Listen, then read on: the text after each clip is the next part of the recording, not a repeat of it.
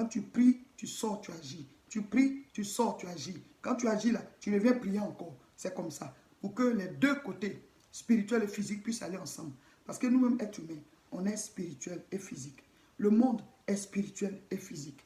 Et les sorciers le savent très bien. Ils le savent très bien. Donc souvent, quand vous posez des actes là, eux, ils ricanent, ils rigolent, ils disent celui-là, il va voir, il va tourner en rond. Il va tourner en rond. Moi, j'ai fermé quelque part. Et tu es là. Or, la Bible dit, c'est ce que vous allez délier qui sera délié. Toi, tu ne délies pas. Lui, il a lié ton travail. Il a lié tes activités.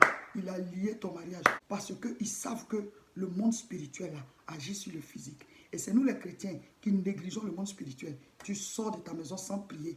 Tu ne peux même pas prendre des temps pour lire la parole de Dieu, pour comprendre les lois de la Bible, de la parole de ton Dieu, pour pouvoir éviter les dangers qui sont sur ton chemin. La Bible dit dans Psaume 91 qu'il y a des flèches qui volent en plein midi, il y a la contagion qui frappe, il y a les terreurs dans la nuit. Et vous vous promenez comme ça, vous êtes comme voilà, juste des gens innocents dans la ville. Tu vas prendre des flèches à tout moment. Tu vas prendre des flèches à tout moment. Tu vas revenir toujours vers Dieu en train de pleurer. Comme les brebis, on dit suivez le chemin, ils sautent la clôture, se retournent de l'autre côté. Les trucs te piquent, tu reviens vers le berger avec une patte qui est en train de boiter. Il y a beaucoup comme ça. Dieu dit voici le chemin. Toi, tu vas sauter la clôture, te retrouver de l'autre côté. Et maintenant, tu reviens. On doit encore te soigner. On doit encore te recoller les morceaux.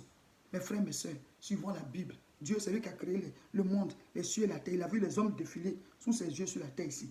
Donc quand il te dit ça là, voilà comment on fait là. Il faut faire en même temps. Là, tu es tranquille. Servant de Dieu, pasteur, serviteur de Dieu, je fais tout. Ça ne marche pas. Il y a telle chose qui ne va pas dans ma famille. Il y a telle chose qui ne va pas dans ma maison. Il y a les enfants qui sont malades. Moi-même, j'ai un problème à tel niveau. Il y a un problème dans mon foyer. Il y a un problème dans mon travail.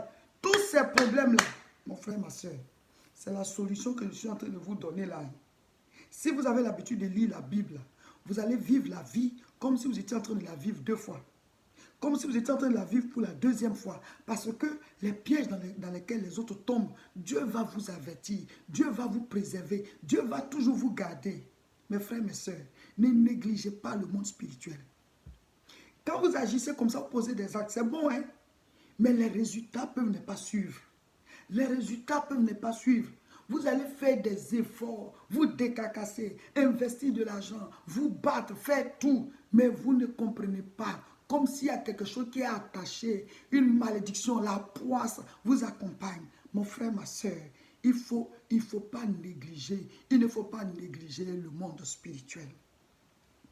Quand vous voyez les gens, ils font du business comme ça, ils sont nombreux à utiliser des œuvres mystiques. Hein. Ce n'est pas simple. Parce que quand tu vas demander un marché, vous êtes nombreux à demander ce marché-là.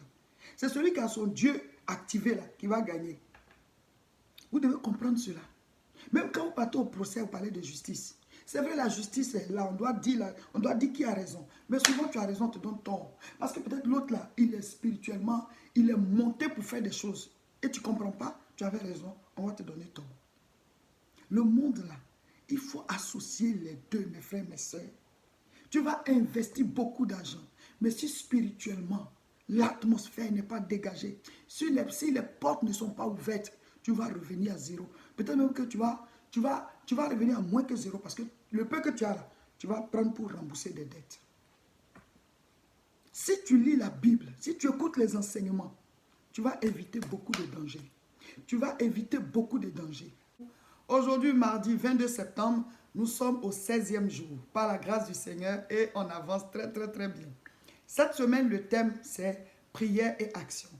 Prière et action. On a déjà expliqué hier lundi de quoi il s'agit. C'est-à-dire que ne passe pas tout ton temps à travailler sans prier. Ne passe pas tout ton temps aussi à prier sans travailler. Il faut poser des actes, il faut prier pour que le spirituel soit dégagé et il faut poser des actes physiques afin d'avoir des résultats. Nous allons partir du témoignage d'un homme qui dit que tout ce qu'il fait échoue. Toutes ses activités échouent. Il ne comprend pas. Ses investissements, tout échoue. Pourtant, il se bat. Il veut vraiment réaliser de grandes choses, mais ça se termine toujours par un échec et il perd beaucoup de choses et il faut encore qu'il se relève et ainsi de suite. Voici son histoire. Le monsieur dit qu'il est d'origine africaine. Il est allé en Occident, dans un grand pays de la place, pour faire ses études. Et à la fin de ses études, il était amoureux d'une autre étudiante avec qui il a fait la formation et ils se sont aimés, ils se sont mariés. Donc finalement, il est devenu résident dans ce pays-là. Mais il dit qu'il a toujours voulu faire des affaires. Travailler, mais faire aussi des affaires. Donc il travaille, sa femme aussi travaille. Ils ont leur petite vie, en tout cas leur salaire et tout ça. Il dit qu'il travaille. C'est vrai qu'il travaille, mais il a toujours voulu faire des affaires. Il a toujours voulu faire du commerce.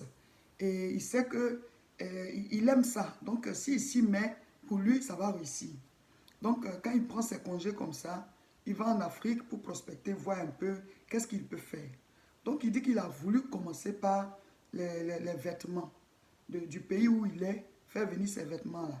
Donc il a pris 2 boutiques, il les a aménagées, il a mis des gens dedans et il a fait venir, je ne sais pas si c'est des conteneurs ou quoi, de vêtements.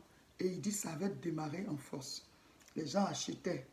Et puis, à un certain moment, tout s'est mélangé parce que lui devait partir, revenir chaque fois.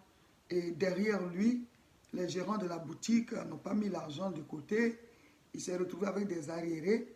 La marchandise qui reste et puis ce qui a été vendu, voilà, c'est pas pareil. C'est devenu des histoires avec ces personnes qui étaient dans la boutique. Il est obligé maintenant de payer les dettes pour ces boutiques-là. Et puis ça s'est terminé comme ça. Il a dû prendre le reste des articles-là, bon, pour revendre comme ça, brader ça aux autres commerçants. Donc l'affaire là est morte.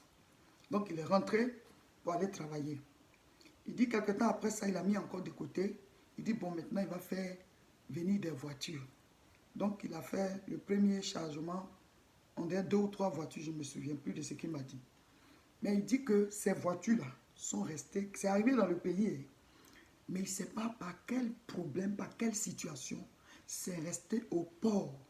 Il n'a jamais pu dédouaner. Il va, il revient. On lui dit fais ci, fais ça. Pourtant les autres voitures sont, les gens viennent dédouaner, ils dédouanent leur voiture puis ça sort. Mais pour lui là, il ne sait pas quel problème est dessus.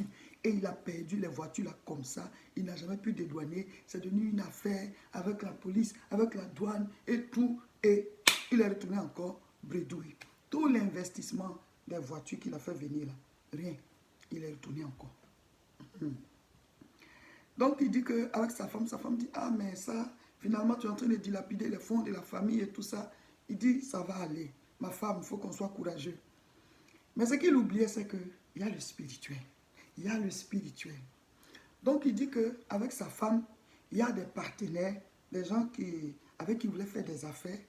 Parce que lui, dans son pays, les gens là, ils veulent représenter une de leurs sociétés là-bas. Et donc c'était lui qui devait être leur partenaire là-bas parce qu'il est d'origine.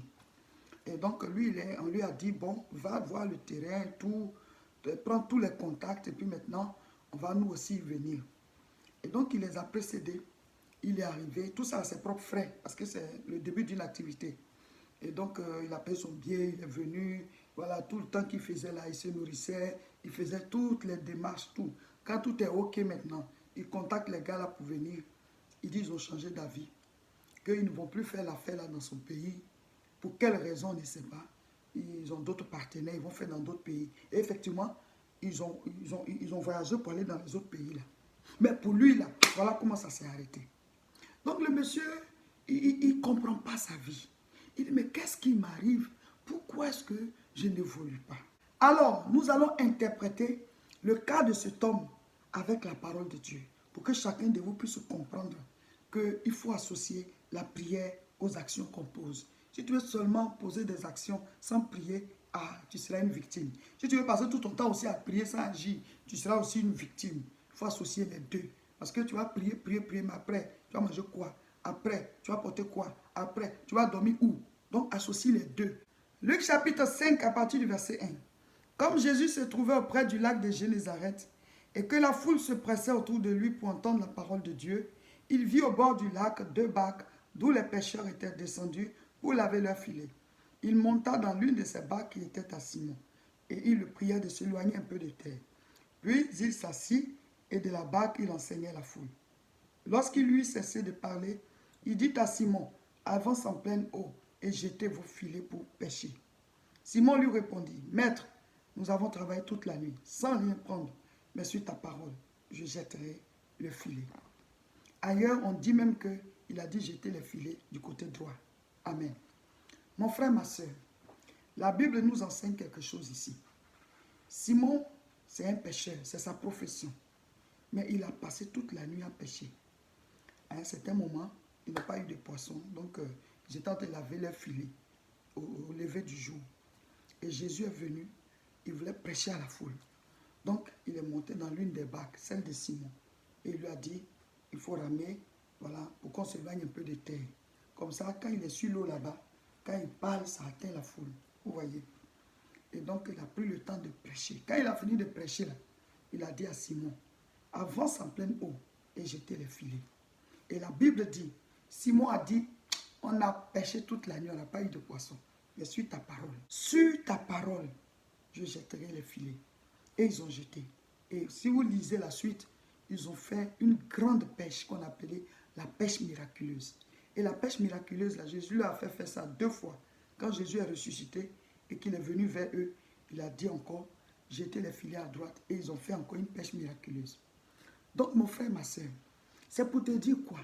Avec l'histoire de ce frère qui dit que oui, il fait ci, il fait ça, ça ne marche pas. C'est quelqu'un qui travaille, il se met à fond dans les activités. Mais il oublie le monde spirituel. Il oublie le monde spirituel. Il suffit seulement que tu aies des ennemis spirituels qui décident de fermer la porte à ce que tu es en train de faire. Tu vas faire, tu vas investir, il n'aura rien. Il suffit aussi que tu te trouves sur un territoire, comme Daniel, le cas de Daniel. Il était sur un territoire qu'on dit, le chef du royaume de Perse ne veut pas. Si par exemple tu t'en fais les affaires, sur un territoire où il y a des démons qui ne veulent pas que les gens réussissent, tes affaires seront attaquées. Donc qu'est-ce qu'il te faut? Tu dois prier. Tu dois prier pour que Dieu te dise, avance à tel niveau. Il a dit à Pierre, avancez en pleine eau et jetez les filets. Toi, tu jettes peut-être ton filet du côté où il n'y a pas de production. Et comme Dieu, c'est lui qui sait, c'est pour ça que tu dois être à son écoute. Quand tu écoutes Dieu, quand tu as une vie de prière, quand tu associes le spirituel et le physique, quand tu associes la prière et les actions, tu as la direction divine. Tu as la direction divine. Je ne dis pas que tu n'auras jamais d'échec. Hein? Je ne dis pas que tu n'auras jamais d'échec. Mais après tes échecs, là, tu vas toujours rebondir. Mais ceux qui investissent ou bien qui travaillent, et puis leurs actions sont multipliées par 0, vous êtes toujours au même point, ou alors vous régressez. Et vous avez toutes sortes de difficultés. Et vous êtes déçus, découragés. Vous retournez dans la pauvreté, la misère. Les problèmes ne font qu'augmenter. Je ne crois pas que ce soit le plan de Dieu pour vous. Parce que Dieu n'a pas un mauvais plan pour nous. Il dit les projets qu'il a pour nous sont des projets de bonheur. Donc quand ça se passe comme ça, là, ça veut dire que quelque part, quelque chose qui ne va pas. Il faut chercher ce qui ne va pas. Connecte-toi à Dieu pour qu'il te montre la direction. Voilà mes frères, mes sœurs. Aujourd'hui, c'est le 16e jour de notre temps de jeûne et prière. Vous lisez l'évangile de Luc chapitre 16. Vous mettez les commentaires au bas de cette vidéo. Le sujet de prière d'aujourd'hui est pareil à celui d'hier. Mes frères, mes sœurs, demandons à Dieu de nous faire comprendre l'importance d'associer le spirituel et le physique. Demain, mercredi, à 12 h, nous serons en direct pour prier. C'est le dernier direct du jeûne. Voilà. Parce que nous finissons le jeûne ce dimanche. Et ce samedi, on sera au Aubervilliers. Donc, il n'y aura pas de direct. Donc, il faut venir y participer à 12 h, heure de France. Sur notre page Facebook, Réseau International Richesse. Il y a des choses qu'on ne rate pas. Ce samedi, nous serons à Aubervilliers pour la formation L'école des disciples. C'est le 2e cours, ce samedi 26 septembre.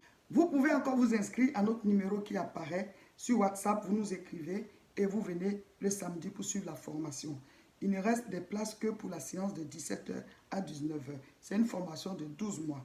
Il faut la faire. Une fois par mois, on se retrouve à Aubervilliers. Nos cultes se font à Tourcoing. C'est tous les dimanches de 10 h à 11 h 45. L'adresse est 48 rue Saint-Omer, 59 200. Rejoignez-nous. Abonnez-vous à nos différentes chaînes et partagez cette vidéo.